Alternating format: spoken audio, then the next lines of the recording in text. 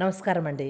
నేను ఈరోజు తైదంబలి చూపిస్తున్నాను. అంటే ప్రతి సంవత్సరం చూపిస్తా. ఈసారి ఏంటంటే కొంచెం చెట్టు మా తోటలో చేసిన ఏం లేదు, తైదపిండి కొంచెం తీసుకొని వాటర్లో కలిపేసి ఎసరు పెట్టేసి అందులో పోయాలి.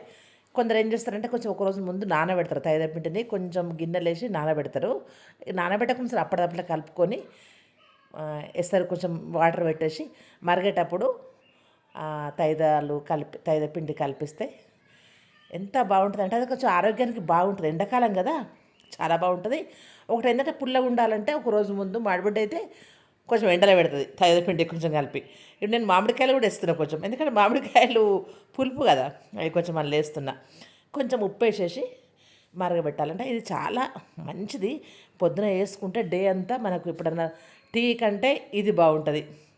నేనైతే ప్రతిరోజు చేస్తా.